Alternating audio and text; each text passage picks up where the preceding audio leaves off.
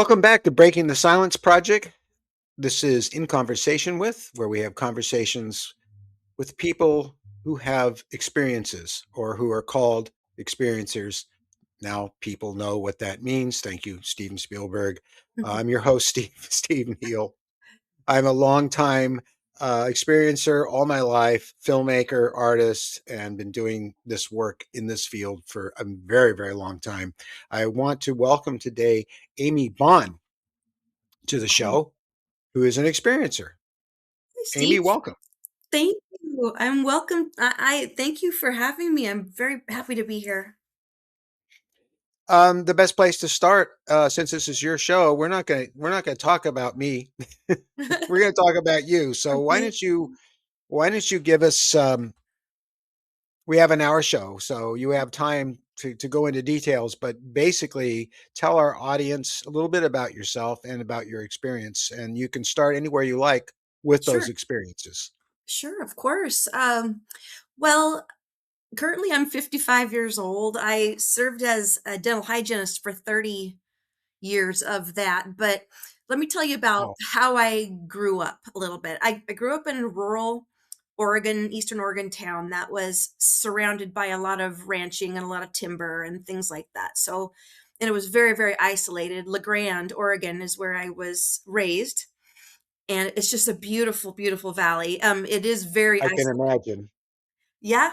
Okay. So, anyways, my parents' home was on a mountain called Mount Emily, and it faced out into the big valley. And it was a half a mile from my doorway just to get to the bus stop. My brother and I had to ski to the bus stop.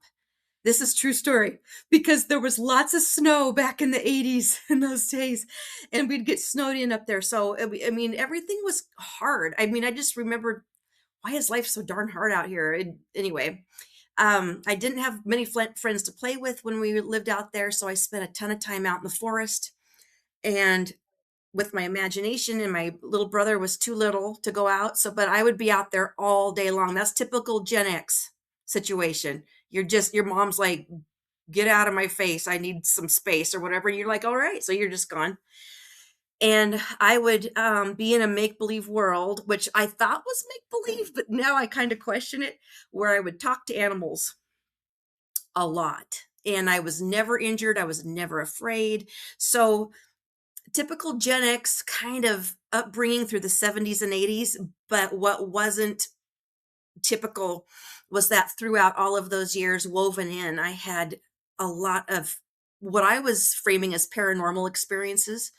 Because in those days, I was being raised a very strict evangelical Christian community, and so everything was framed as either a demon or an angel. And so Mhm. I really only had that framework. So if it was kind and it was playful and I felt love from it, I thought it was a angel. Even if it was an animal talking to me, and if it was something that made me afraid, I was referencing it as a demon, and I was having these experiences all the time. Um Wow.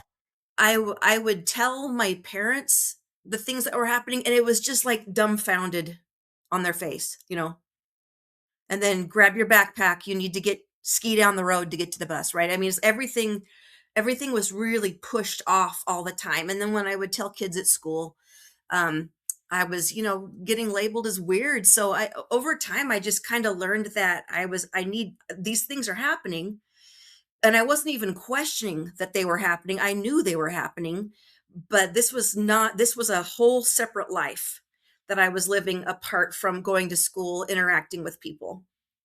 And I had some best friends through high school that I would tell them about the things that were happening, and they were like, this is too scary. They were like, I can't hear this anymore. It makes me really scared. So I really shut it all down, and it was just a separate part of me.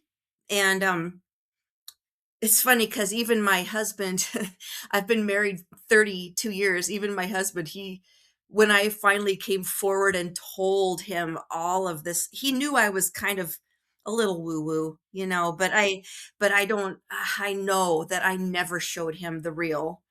until we had been safely married a couple decades, you know? I'm Right. like, I'm pretty sure you're not going to take off on me now if I tell you what's going on.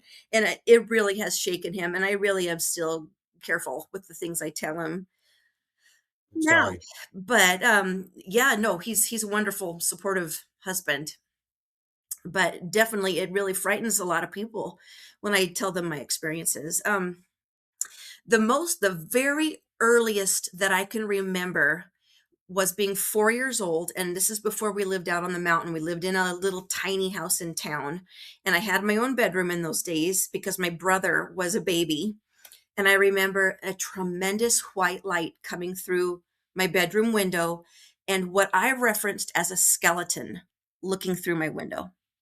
And you don't have a picture of this one because I didn't paint this one yet.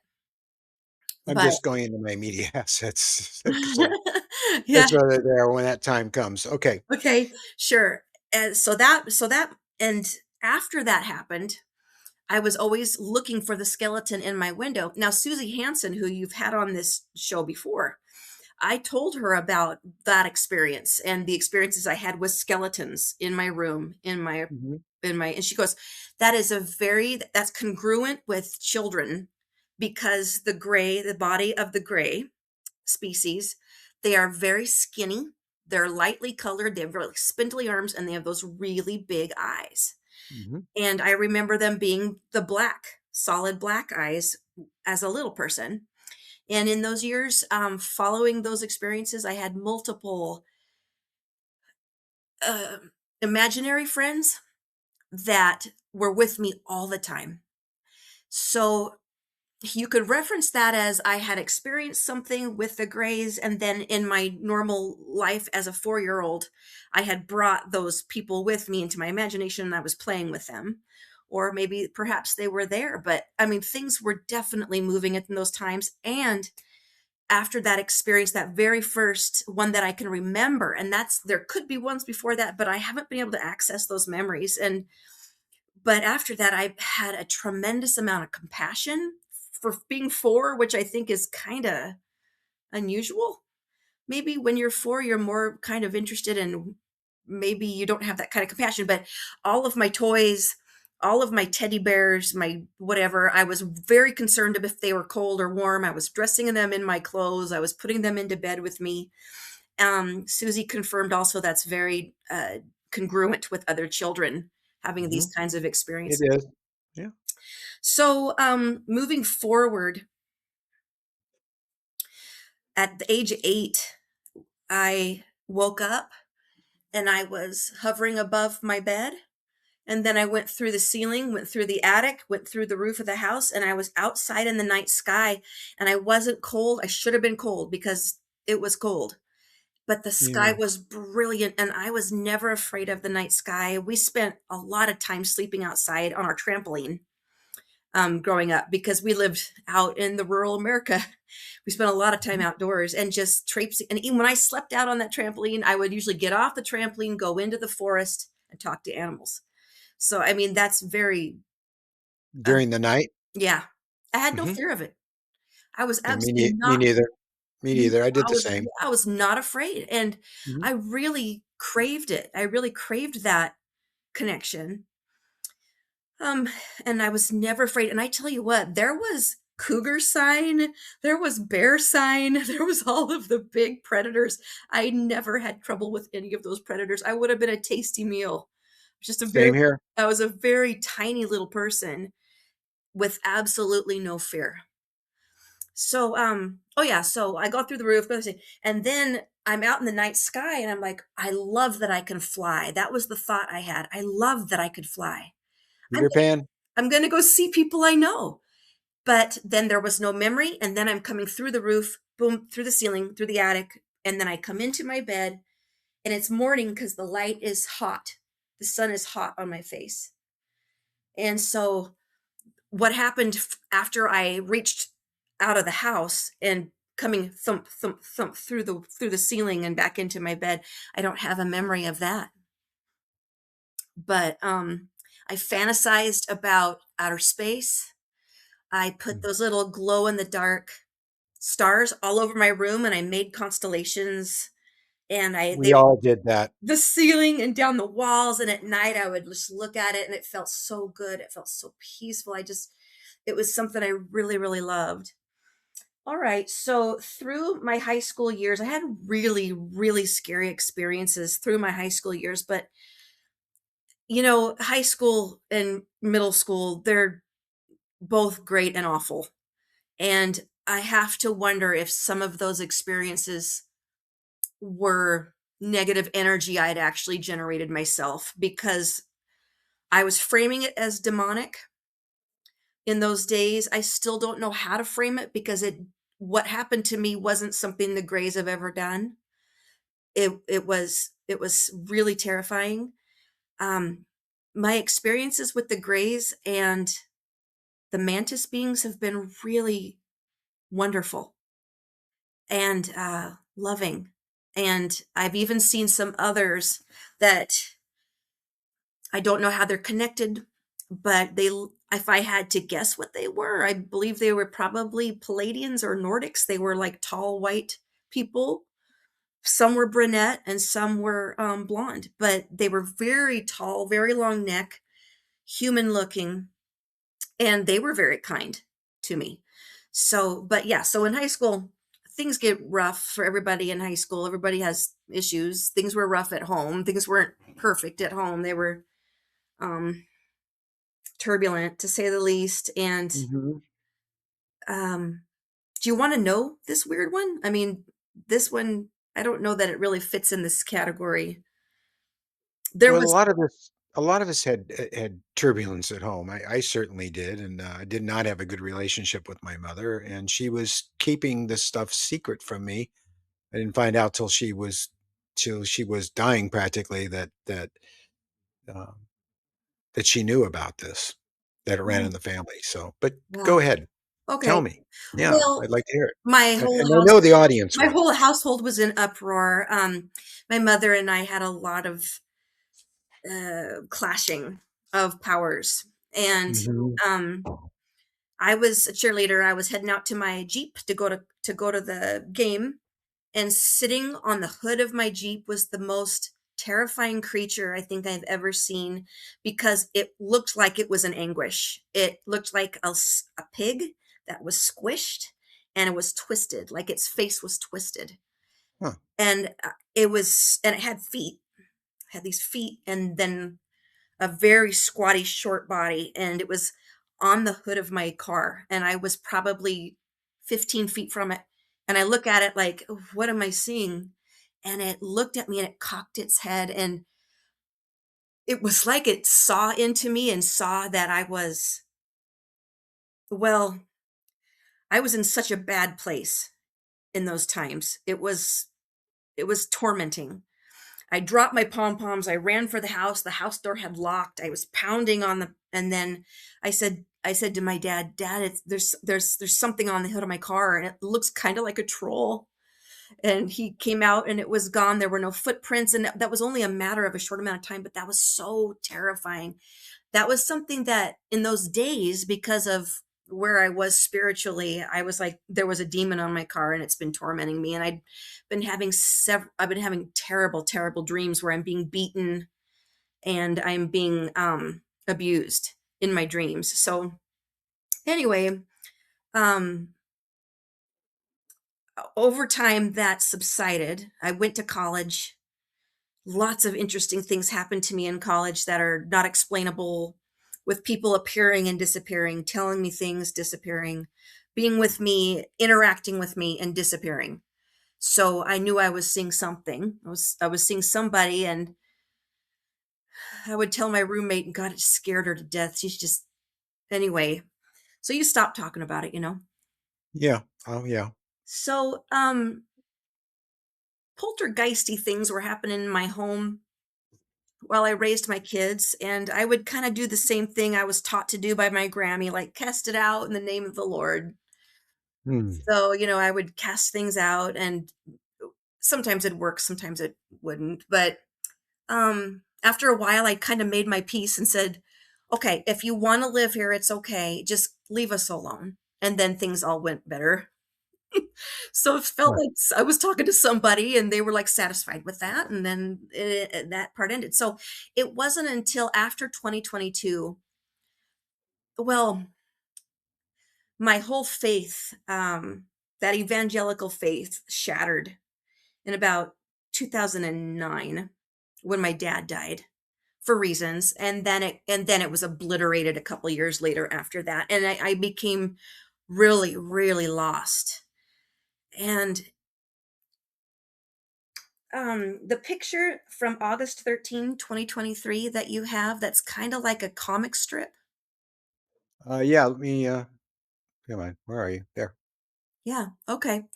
So I Yeah. have I have what I think begins as a dream, and in my dream I'm opening my eyes and little grays are bending over me, and they're all Mhm. saying she's waking up, she's waking up. So I've noticed the grays all speak at the same time, but they have different little voices. They have their attitudes can be differing. Their skin shade can be a little differing.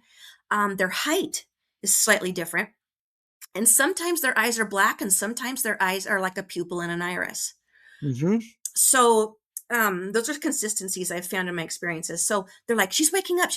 And I'm just like, I have to run. So I get up and I start to run, and I'm running through a hallway that's an opalescent white round. It's like a tube, a Mhm. giant hallway that's round. And I run, but then I'm terrified. But then I find that I am at my high school gymnasium. Home of the Tigers is there. I can smell popcorn. There's people warming up with basketballs. And, I was a cheerleader, so I was at every game. I was Mhm. freshman, JV, varsity. So, I mean, this is a memory tag. I've called them memory tags, where they take something from my memory and give me a screen of it. And that helps me to not be afraid. I'm in somewhere really, really recognizable. So I'm like, oh, I'm actually in my high school gym. And then I'm questioning, am I dreaming or am I awake? Because I feel like I'm awake. And then I look down at my hands, and my hands are long and spindly and gray. And I'm looking at my hands and I'm saying, I look like the gray alien. Why do I look like the gray alien? And that really bothered me. Huh. And Let me see if I can pull this picture down. okay. There. So I Okay. I brought this experience up to Susie Hansen, who has researched the dual soul. And she said this sounds like a dual soul experience, where there is a gray soul that you agreed to attach to you in this lifetime, that they could experience things through you, so they could learn compassion better, so they could learn your life better, or they could learn what a human life is like. And oh man, I mean, now it's been years since that happened. Now it's 2026, so 3 years since that happened. And for a long time I was really freaked out, like, am I some sort of hybrid? What is going on? I was so confused. And of course, my I told some best friends, and they just kind of, they didn't know what to do with it, and neither did I. So I wrote it down and drew it. Yeah, you don't you don't tell them. I mean, my friends and family from long ago know all about this, and I would say 99.9% of them have discounted me as a result, and that's fine. Yeah. And I Well, understand it because they don't have our experience. If they don't have your experience, then they can't possibly relate to you, and you can't take it personally because they're in their own reality. I've let go of wanting them to get it. Like at It's first not I'm like, I important. wanted that validity. I wanted to know I wasn't nutso, right? So I Right. wanted them to understand, and they didn't. And now I don't care anymore, because I don't feel like I need to. I don't. I don't need to recruit anybody over like it's No, sort of religion. I and you don't need to prove it to anyone either. no. But I'm going to tell you something, and this might end up kicking me in the butt. But something Mm. happened in 2022. I don't have a picture for it. I had a brain tumor, and it was back in the back of my head, and it was called a meningioma, people survive these all the time, but they're a pain in the butt. So it had Mhm. these two crazy little tails. One wrapped around my brainstem and one went into my ear, but it's back where vision is and memory.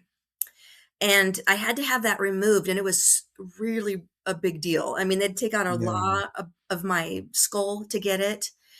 And so it was after that that I was able to see the grays, whereas before they were appearing as animals, they were appearing as people or mm, typically people of Asian descent. Like I'm not sure why they were framing themselves like that, or maybe it was just something I would have believed. I don't know.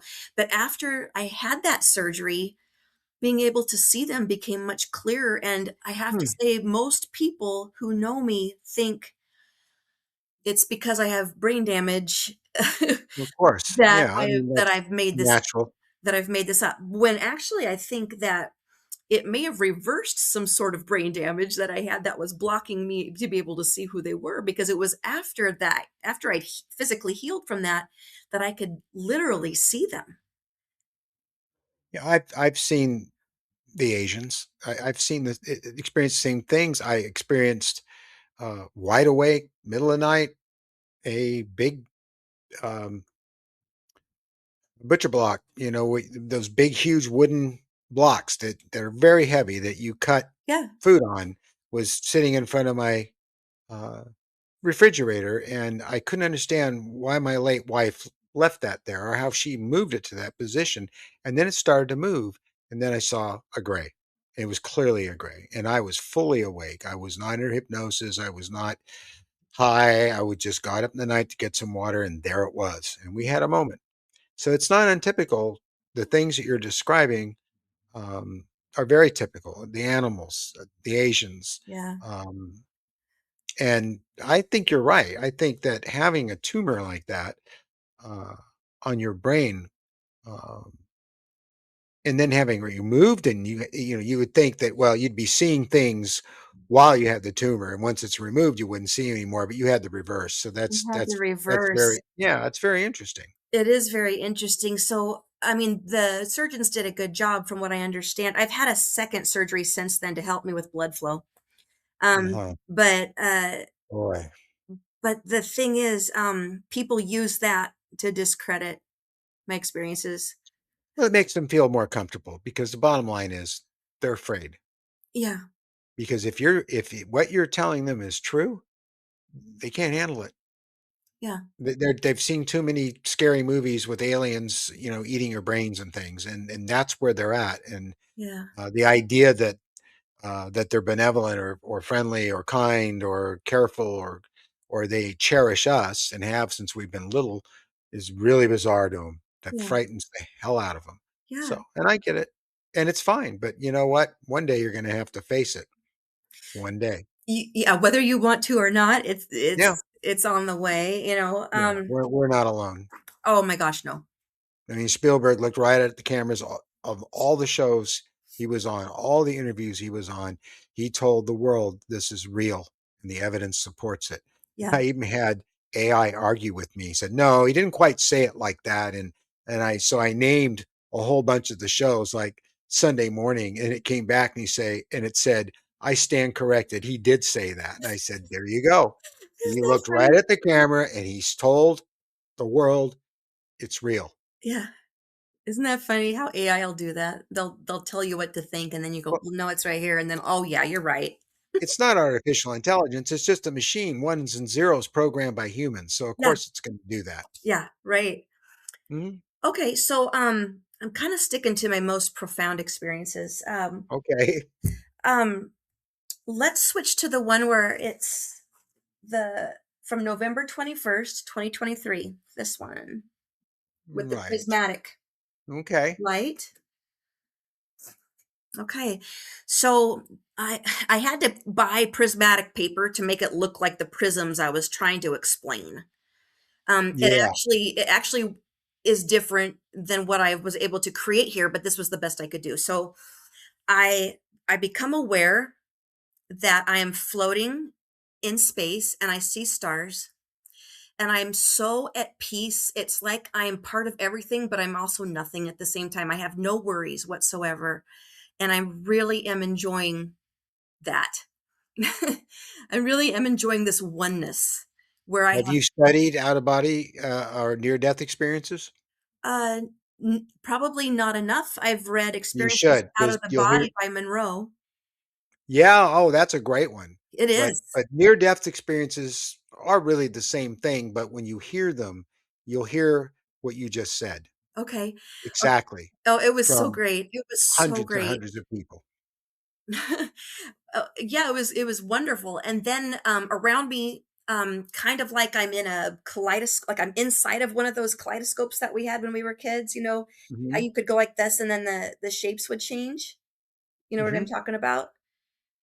And it had Yeah, all the little oh, yeah, I have one still. Oh, those were fun when I was a kid.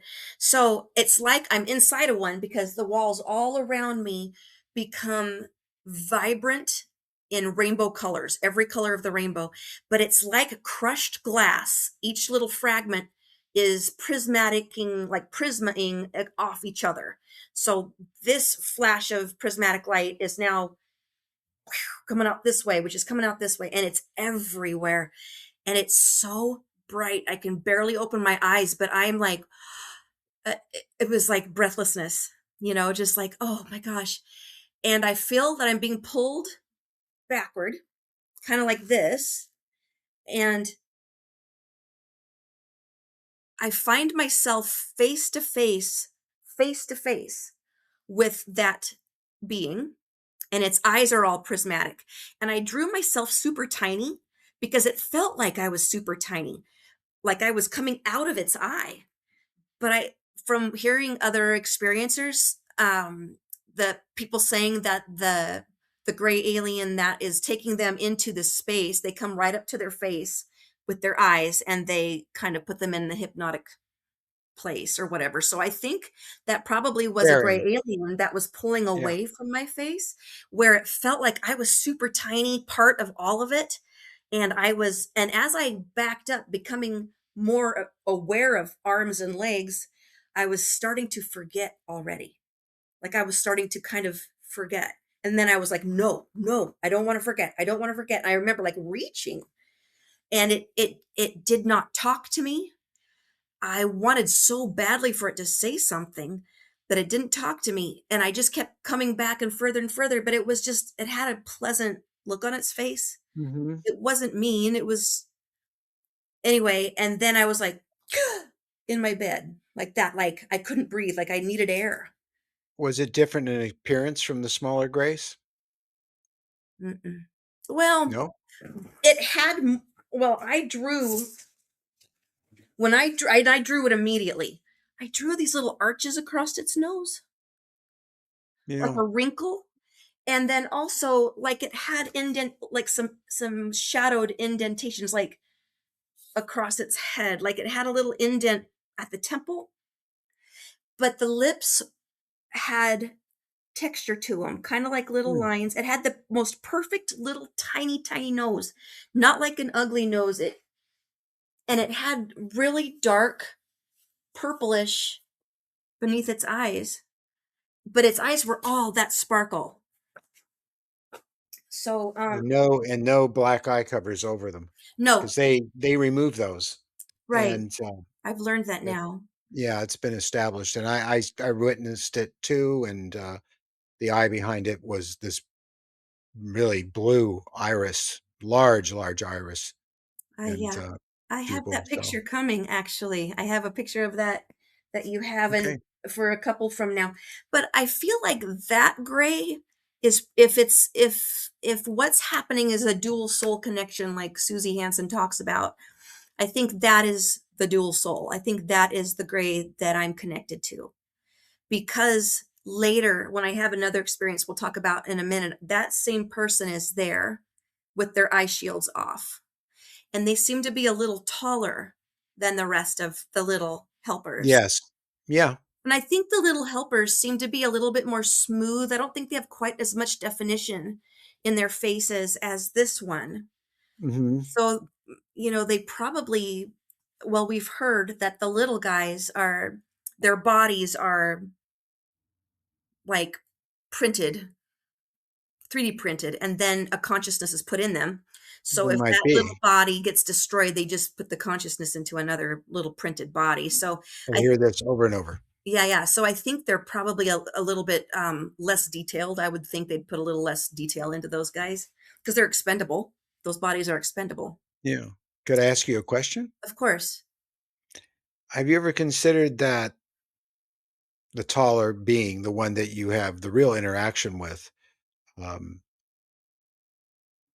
could be you from another time Yeah. coming back to yourself? Yeah. I Yeah. have had that thought. I don't know where to go with it. Well, it's been rearing its face a lot lately. And Whitley, when we were talking last on the show, and when we talk on the phone and stuff, he was talking about this. Um, and then I had an experience where this was added to very, very much so by that being. I have a big one that's been around ever since I've been little. I always thought she was a she, and she's very different from the smaller gray. So I just thought I'd ask you that question. I was curious. I have thought that multiple times. Um, I don't know how to get the answer to that, but It's I hard to get know your head that around. what? It's hard to get your head around. It really is. It really is, especially because they aren't necessarily supposed to be interfering with us, right? So they're probably trying to find ways around that, and that's what I've heard why there is such a an effort to make us forget. Well, if they're us from the future, and I'm just saying if, it may not be the case, but if they are, then they have every right to do what they're doing. Because if something went wrong in the future that they can correct Yeah, by coming back to the past, then we would be totally in our rights to do it. right. So, I Absolutely. mean, you hear people say, "What gives you the right to do this?" And then they answer, "Well, we have every right." Well, and I probably Yeah. agreed to it on some level. Like, Yes, well, there's that too. and I've had that thought to myself, actually, Steve, where I've said, am I the type of person that would agree to something like this? And then I thought for a minute, I'm like, yeah, I would. I would, because If if it it's about making the world a better place, making humanity thrive, to making our lives better, Yeah, gosh, I'm on board. I've been on board for that my whole life. saving the So, lives and yeah, saving the planet. Yes, exactly. yeah, yeah, I totally am on board for that kind of thing. And then once I thought that, I'm like, okay, that totally makes sense. Yeah, All right. Let's move to the one where I'm in the dental chair dental chair. and the little grays are looking at me. In the dental chair, little grace. Oh, yes, yeah. This one's kind of funny. This one's kind of funny. So not that one. Oh, okay. This Uh, one. okay. There it is. Oh, yeah. Okay. Okay. So I noticed it's not happening now because they know I'm on to them. But I think a lot of times, a lot of times they will use a dentistry setting to give me a screen, of Right. familiarity. So in this experience, I'm I'm a in my mind, I'm a practitioner. And I think I must have been a problem patient for these poor little grays because they're trying to do something. And I am up out of the chair. I'm pulling out drawers going, I need instruments. Like I'm being a total prima donna, uh, Hmm. dental hygienist, as people talk about. I'm like, I can't work with 30 instruments. There's blood on those instruments. I can't work with that, and the little gray, one little gray gets on my arm and pulls me and has me sit in the chair. He just wants me to sit in the chair, just sit. And here on the right, the instruments, there's blood on them. And I'm like, Yeah, I saw that. yeah. And another little gray is off here on the right, and he's got what is similar to an x-ray head that comes out of the wall, but it Right. has these little prongs on it and has a very bright light, like so bright when I looked at it, it hurt. And then I looked down towards my feet, and then there's two grays at my feet, and I went, oh, I'm not the practitioner, I'm the patient. And I just kind of I'm like, I've been here before. I just surrendered to it. I just sat back, surrendered to it. They put that machine up to my head, and those prongs, one went across the bridge of my nose, and one settled beneath my chin, and it went into my ear, and something was put in my ear. So I'm wondering if, because the instruments were already bloody, if something was taken out and replaced. Was that in the canal or was on the actual ear? Uh, It's in the ear canal, like okay, just inside. Like if you put a Q-tip in there, just the fuzzy part, it right. towards the bottom. Well, it didn't hurt when it happened, but I just kind of let the whole thing go through, and I was like, okay, I see what's going on. And I was like, I even said, I see you guys. I see you guys. Right. And I haven't had another dental scene since then.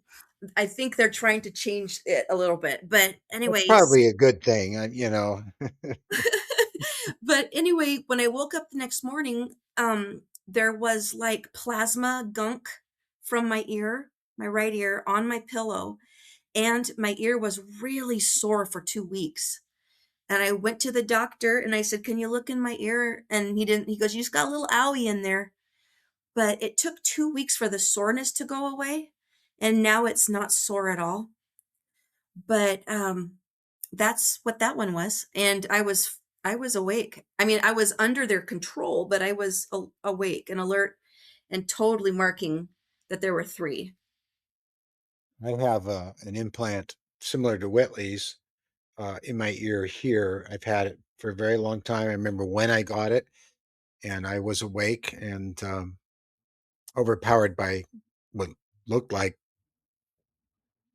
normal humans, but they looked like people I knew. And they weren't. So I know what was going on there. But they laid me face down. They pulled up my bathrobe and my pajamas, and I felt this warm hand on my back, and then I felt someone with my ear, and then I went out. When I woke up, I didn't notice it for a while, but even now when I'm talking to someone that has these experiences, it'll start. It kind of hurts and it gets Mhm. hot, and that's the same thing happens with Whitley. So that's why I asked where it was because sometimes that's where they place them, and they Is, move. is And when they yours move, it hurts. is yours in like this ear part, or is it in the canal? Yeah, yeah, it's right here inside here, tucked in this little fold up in here, Okay. and it feels like a misgrowth of cartilage, but it's actually like a little grain of wheat Okay. I think or rice. mine was put inside my canal. I still have it, and it's just going to stay there. Yeah, I'm not interested in fishing for it. No, I don't Um, mess with things I don't understand. well, not only that, but I mean, clearly I'm involved in something. Yeah, Clearly my I was thinking sympathetic and parasympathetic nervous system, but that consciousness and subconscious, they're on two different tracks, and I just wish they'd communicate a little better. I mean, clearly in my subconscious, I'm involved in some sort of thing. right. And here in my conscious mind, I'm trying to make sense of it because I don't have all the information, but things are happening when I am in my sleep state or whatever, whatever that Well, is. that makes sense. Think about it. I mean, what a better time for consciousness to access consciousness than in that state. For sure. For sure. Well, after that happened, now we can bounce to the one where it's this guy, this picture. Okay, mantis, which I finally had interaction with after all these years, and it was interesting. But let's hear yours. Okay, okay. And then I want The to people who listen to this channel know what happened to me with the mantis. So, okay. So I'm having a dream. Well, whatever it was, I'm having this thing where I'm practicing psychokinesis, which is something I'm interested in. I'm lifting a pencil, I lift a shoe, a tennis ball. And we're there's all interested in that. that's cool. Anyways, and there's a gray to my right, and I'm in a library. I'm in a classroom. I'm in a library. and there's a really slow wave of vibration going over me. It's gentle, it feels good, it's all right. And then the intensity of that wave becomes really strong, and I am wide awake. I am wide awake. Now I've left that room, my eyes are open in my bedroom, but I can't move because it's going, the vibration is so fast and it's so hard that I'm paralyzed. I'm like, cannot, I try to move my legs, they will not move. And the light in my bedroom, and my husband's right next to me and he has no memory of any of this, but the light in No, no, he won't. He's down. He's out. That's it. the, they've put him under Yeah, some sort of control, I'm really familiar with that. right? And so the Mhm. light is so bright, I have to close my eyes, and I say, in my mind, I'm saying, it's them, they're back. And then I think, why do I always get so like afraid? I'm not afraid of them. I know them. And then I heard the voice, do not be afraid. I'm like, okay. And just like that, I am not. Like it just washes over me, complete tranquility. And I said, I want to see you, but I can't open my eyes. It's too bright. And then the voice says, and it's a female voice, you can see Yeah. us with your eyes closed. I go, oh, well, I hadn't even thought of that option, right? So I relax and I surrender to it, which is what I did in that dental chair episode. I surrender to it and I start to look from right to left. And I say, I want to see everyone. I want to see all your beautiful faces. And that's Mm. the first time that I've seen the mantis. And the mantis walks from the right, like from behind, like from behind the scenes. The mantis walks in. And then there's the one with the blue eyes, who I think is, I kind of think this is the same person, that blue eyed one Maybe. and this Yeah. one, kind of changing its eyes, how it does to get control of me or whatever. And I look around and I count one, two, three, four, five little grays, one taller gray with the blue eyes, who again is not talking to me, but is intently looking at me. And then the mantis, and the mantis's face is soft. There was nothing scary about this mantis. It was kindness in its face, and its eyes were almost like you'd, like, I don't know, but I had absolutely no fear. And I said, it's so nice to see all of you. And then the little grays go, ambassador, ambassador, ambassador. Like they're all saying Oh, it. And I go, me? I'm an ambassador. And they say it a second time. I say, well, I would very much like to be an ambassador yeah. for you to my people. And I have some questions. And they start to lift me up out of the bed. And I go, I have questions. And they used this soft, soft, velvety blackness to wrap around me. And I have no memory after that. That's my favorite one because I actually got a word in and I actually had communication. And it was all mind to mind.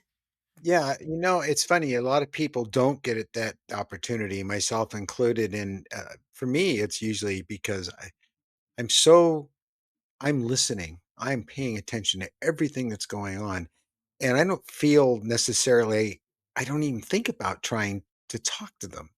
Um, Mm. I might, and if I do, it's all in my consciousness, not verbal. So Hmm. it's like seeing a UFO, and believe me, I've seen my share, and, up close and personal, and often I'll have a camera right there or a phone, and I never think to take a picture of it until it's over with. Because the awe Yeah, overwhelms you. I don't wanna prove it to anybody. They wouldn't believe it anyway. No. I could show them a clear picture, of a disk with a window open and people looking out, and they'd say, "Well, wasn't that just a blimp or something?" Or because of my Hollywood career in filmmaking and visual effects, they'd say, "Well, you probably faked it, Steve. I mean, come on, that's what you did for a living. So you got nothing." Yeah. And don't you think I could Photographic see evidence the is picture no of the evidence at flashing all. light? Right. Yeah, Right. photographic evidence and video evidence is no evidence at all. It gets Not, down to, not do anymore. you understand what happened to you, and do you accept that what you experienced was real because you were the one that did? Now, if there's someone with you and they see it too, that's great. That's different. You just hope that they're going to remember 2 weeks later because they often won't. Yeah. Yeah. I went up Bogus Basin. If anybody skis, they'll know Bogus Basin here in Boise. I went with two good friends and we went up to the top and did like a CE5, which is close encounter of the fifth kind, Hmm. trying intentionally to make contact.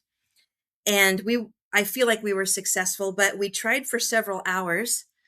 And then in my mind, I pictured the gray with the blue eyes. Right. I was like, you know where I am. Of You course. know where I am. I go, "Could you do something just for my friends so they could have an experience?" And a big flash of light was boom, like that. And I go, and I took out my laser. I have a green sky laser, Hmm. which I'm very careful with. Anybody who wants to try to get me in trouble for that, I'm very You're talking to an aviator, so be careful. Oh yeah, very careful. There weren't any. We're out here in Idaho. We've got big dark skies. So, and I circled where it was. You're I turned lucky. it off, and I said, um, "Can you do that again?" And it goes boom, again. And I said, "Again." Boom, a third time. Just a big white boom, stationary in one place. And I'm the state director for MUFON Idaho, so I got an investigator on it, and we totally ruled out everything else. I mean, Hmm. we ruled out any kind of normal aviation or satellite or anything. So I feel pretty good about this. Anyways, Yeah. so I felt like I can probably communicate with them better than I thought because it's watching me constantly because it's learning from, well, if this is what Susie, if it's not necessarily me from the future, or maybe even if it is attaching to me here in this body, learning emotion, learning, being completely devastated over something, having your faith crushed and having to Motion is very come important to them. back from absolute, uh my whole worldview was destroyed. And then I was like, well, I'm just going to be an atheist now. I'm not going to believe Yeah. in anything. And I was super angry, mad, so mad. And I was so mad. And I was mad because I couldn't be mad at God or Jesus because they weren't, it was like that was obliterated. So I had nobody to be mad at. So anyway, being able to follow me coming back from that kind of annihilation and then finding a spirituality again within Hmm. myself, I can't imagine how valuable that is. You know about non-local consciousness. Yes. You know, do you find, um, especially lately, that you have become more empathic? Oh gosh. Uh, I've always been empathic, but now it's unbelievable. there are some people I'll be in the presence of that are intoxicating with joy and happiness, and usually this is autistic children, young people who have no fear, no sadness in their being. Everything is joy from second to second in their lives, and when I'm around them, it's so intoxicating. My emotions go crazy, Hmm. and if it's in a public place, it's very difficult. Hmm. Um, but those emotions that we're feeling evidently are key to what's going on here with us. Um, have you have you dabbled in anything like, well, I've done this for a while, and then I decided to pick it up again, and I've been experimenting with Mary and other people. I generally get get a straight Hmm. whenever somebody has these. If they just, you know about these I cards, do. yeah. And I generally find that if someone just doesn't put anything into it, just looks at the card, looks away, says nothing to me, the very first thing that I see is correct. Hmm. If you think about it even for Hmm. a second, if you try to concentrate on what it is, it's over with. Hmm. And we this was demonstrated this morning with Mary, and it really works. What it does is teaches your brain to go back to what we've been able to do in the past that was taken away from us, and that was our ability to read each other and communicate with each other. Yeah. And when you're just open and you're not concentrating and you just listen, it comes right in. Boom. like that. Exactly, because it's not even a word that you're looking for. Mhm. In my experience, it's more like a vibe. It's more like Yeah. it's not a word. It's a feeling. I did this yesterday when I was with my hairdresser, and she was telling me her favorite flavors of Jolly Ranchers, and I go, "Green apple." She's like, "Yeah, how'd you know that?" I go, "I just was trying to pick up your vibe." And that one's not my favorite. I like cherry. But anyways, I've been working with it, trying to see if I can like push out any kind of a brain, but more of an emotion. Mhm. So Yeah,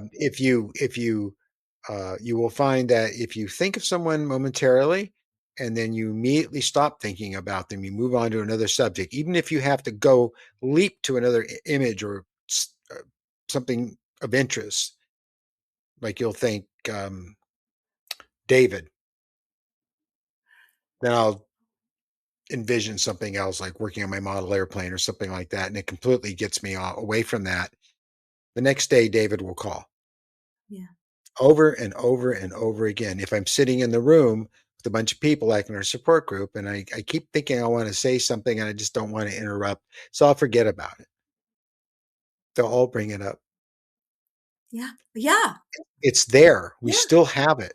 I mean, it's been beaten out of us through indoctrination Mhm. and adults and religious people telling us that things like that are the way of the devil and that we don't have those abilities and you're nuts if you think you do. So Right. you smother them out. They don't work anymore, but they're It's still there. there's a reason for that, Steve, and I don't Mhm. necessarily know if I should go here, so cut this out if this isn't appropriate, but um religion functions to keep us separate Yes. from and Organized religion, yes. yeah, organized religion keeps us separate from source, but what we're actually not. But I mean, if we buy into No. that, like we're all conditioned to buy into that, then Yeah, it's their way or the of course we highway. can. Then of course It's we can't believe we it's in can do cult it. mentality, and I Yes. see it all the time, you Yes. know? It's Yeah. fine to have faith, it's fine to be spiritual, but, I don't know, organized religion, just any of the groups that I've been around, it just that scares me. You know, Not a I bunch of should tell you, black-eyed gray people with probes, you know? yeah. That doesn't scare me, Um, but I'd like to share with you one of my experiences with one of the scary sure, things, and we have a bit of time left. I don't like the scary ones, but I have to say I've learned a lot from the scary ones. Right. Um, and this was during a time when I was really, really destroyed over the whole losing my religion kind of thing. So I was having an experience over and over that something was grabbing me from behind and hitting me against the ground, hitting me against the ceiling, and just beating the heck out of me. Huh. And like I'd been taught over and over, I cast it out in the name of Jesus. I cast you out in the Mhm. name of Jesus. And it laughed at me and it said, that name has no power here. Hmm. And I was like, oh.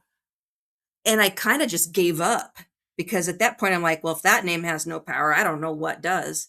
And then it occurred to me that I had the power, that I was Mhm. the power. And that dream was over. But the next evening, before I went to bed, I'm like, okay, if that name has no power, I'm going to do an experiment and see if my name has the power. And I said, come for me. I'm ready for you. I'm ready for a fight. And in that night, I had a dream where I was with a group of students in a world where everything was kind of a lavender color. The dirt, the flowers, everything was all the same color. And um, all of a sudden, all the rest of the students get really frightened and they're cowering. And then I start thinking, okay, it's here. This thing that beats me up is here. And I start looking, and what I saw was myself. I saw myself. Only I had a scary, it was me, but I was not me. I was scary. So I went over Mhm. to that person who was me and I said, "It's over. I have the power to destroy you, and I'm going to destroy you now, and I don't want you coming back. And I killed it with my bare hands, snapped its neck. It's, this is terrible, but I mean, this was a violent dream. And Hmm. and I We then have I them. and then I said out into the space out there, I said, if there's any more of you that then I'm ready for you. Come for me, because I know I'm the one with the power now. That was a huge turning point in my life, because I had been tormented with nightmarish kind of stuff where I'm being beaten. And the next day when I would wake up, I didn't have bruises, but I was really sore, really, really sore. So I have to wonder if a lot of that abuse was me in some sort of egregore I created. You know what I mean? I'm not sure where else to go with that, but Well, right. yeah, I So the do. power, like, if people understand that they are the power, and not that the power is separate, that we're all kind of like um Connected. wretches, we're all like lowly wretch, and we're begging for the acceptance. That's what keeps the religions strong, having us think that we have no power. Yeah, I guess talk that's what it about is. a way to create weakness within someone's soul is to tell them they don't have any power. So Mhm. um, that Yeah. you have no choice, but you always do. Oh I yeah, used like to. I you were born a sinner, you were born awful. No, Like that. I mean, that's such baloney. it is. It is. It's a way to keep people in control, and I I don't want know, and anybody it's in where control of me. and it's the big cesspool that I crawled out of. I know plenty of people that did. I was, I guess, fortunate because my family was all scientists, engineers, and extremely talented artists, and none of them ever talked about religion at all, except my grandfather from Ireland, and he talked about it hardly at all. Oh, Uh, that's and he neat. did go to church. He was the only one. The rest of them are all their religion was science and art and expression, and you Yeah, know if you could call that a religion. So, that's cool. Amy, is there anything else you'd like to share with us while we still have a few minutes left? I know the hour goes quick. It does. I can share with you one more picture I Sure. have. Okay. Okay. Let's do this one. Oh yeah, that's kind of an important one. Yeah. I All mean, right. they're all important, but that they're important, and I relate to it because, like you, I don't know if you know where Bernie, California is, but it's close to the Oregon border and it's in the deep woods at high elevation. And Oh, my backyard went straight into a wild forest, and I spent all my time out there every day by myself. Well, I had my dog Bobby with me, and I talked to the animals, and I saw a cougar, I saw bears, I saw rattlesnakes. Nothing ever happened to me. So yeah. please tell us about this image because it's an important Okay. one. Okay, so this one happened this year. This happened in March. Um, Wow, recent. Wow. right, yeah, because I'd been uh well, okay.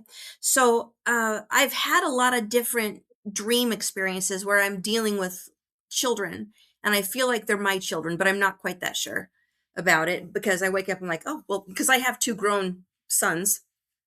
Anyways, I had this experience, and I knew that I was in a lucid dream, because everything looked like you're looking through 3D glass. I mean, you're looking at a 3D movie without your glasses on, so you've got the blue line and the red line kind of Mhm, moving around. You know what I mean? mhm, So I'm like, mhm, oh, I'm dreaming, and I know I'm dreaming. I love that.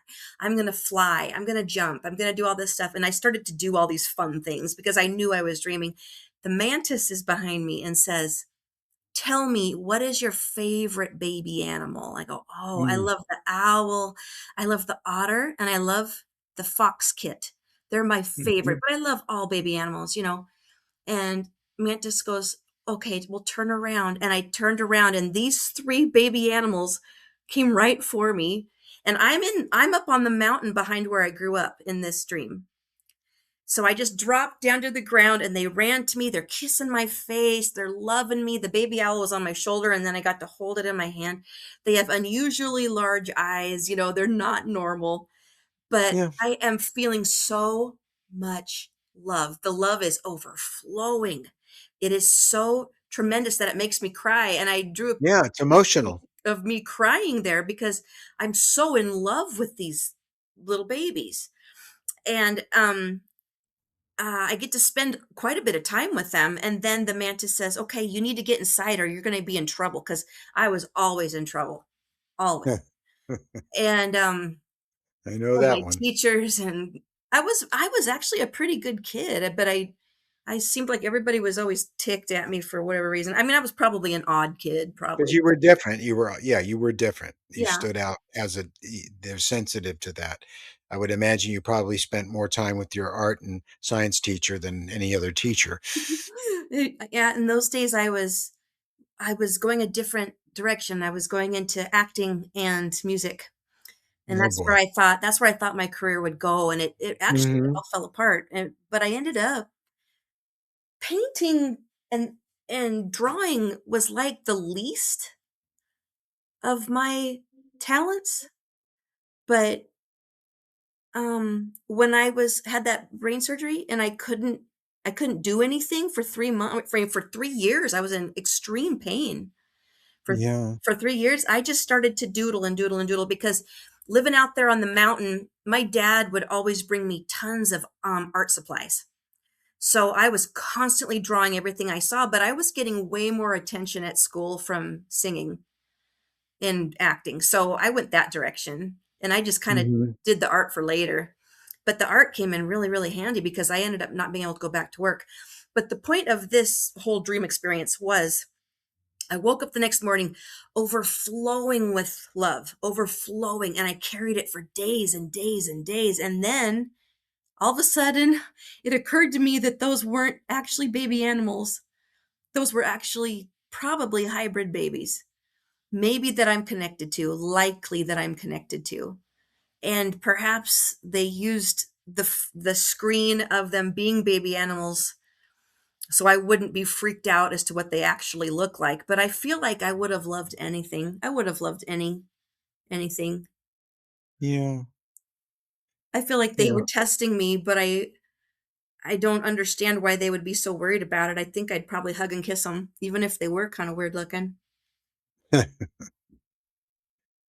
I don't know. The one I saw was strange looking, but really human, but just it felt like a more advanced human, something with less aggression and less um, and more intellect and kindness. So let's hope that's where the hybrids are going, and that there is a reboot, if you will, of humanity I'd love coming to up see a reboot. Yeah. because the current one is hurting the planet and each other, and it's just it's insane. It's all insane, and yet there's these people that are so kind and empathic and have abilities and stuff, and they're nothing like that. So they may very well be the next step for us. So Amy, it's been great having you here, and I really appreciate you sharing all this with us. Some of it's very personal. I realize it takes a lot of courage to do that. I should know personally because I've been doing this since the '90s, early '90s, going on national television and suffering a lot as a result of doing it. But you know what I'm talking about. I do. Is there anything you'd like to say to other experiencers, especially Um, the ones who are watching this and yeah. sitting there silently and have never talked to anyone about it, but they're watching this channel because it Yeah, gives them some relief? there is so much I'd love to tell them. Mhm. First off, you're not crazy. First off, you're involved in something that you probably agreed to. And so there's absolutely nothing to worry about and just to let it unfold and watch it with curiosity and not with fear. Just sit back and watch it with absolute curiosity and don't discount yourself because you've been so conditioned to discount yourself. Give yourself a chance to interpret these experiences and what they mean to you and be open, like be open. Of course seeing grays at first is going to scare the heck out of you, Hmm. but but they aren't hurting anybody, and even when they take people, they bring us back, and maybe they did take a little DNA from you. Maybe they did check the contents of your stomach or whatever, because they're monitoring us. And kind of be grateful that you can be part of something much bigger, Yeah. because I think the world can be so much better. I think we are on the precipice of big change, and I am so glad that I'm alive to be a part of it. I really want to see this happen in my lifetime. Oh yeah, and if you're living in Idaho and these issues are and these experiences are happening and you need someone to talk to, absolutely reach out to my group. So, um, regardless I'll of, put up a link when you send it to me. okay, yeah, I'll yeah, put that in the edit, how yeah, they can get because contact with you. That's very important. we get together once a month for like a public meeting, and then we get together once a month again, and we call it Coffee and Aliens, and it's a support group. And when we get together at Barnes and Noble in Meridian, Idaho, and we just tell our stories and support each other. And what I'm finding is some people that are telling it like, oh yeah, like I was uh, interacting with something really evil. What they're Hmm. finding is it probably wasn't evil, but they're framing it that way because they have no other way to frame it. And when they talk to the rest of the Sure. experiencers, saying, "Oh, well, that green slime they put in your mouth, man, that just makes you go to sleep, and it protects you from radiation," and like they're they're understanding. Oh, well, I kind of thought that green slime was something else, The white when chalky stuff I could do without. I hate it. I hate it when they make me eat that stuff. Doesn't happen very often, but it's gagging. It's really awful, but I'm sure it has a very that's good function that's what and I've heard. purpose. I haven't experienced that in The white particular. chalky stuff? No, no. I haven't It's experienced that I can not pleasant. remember. It's not pleasant.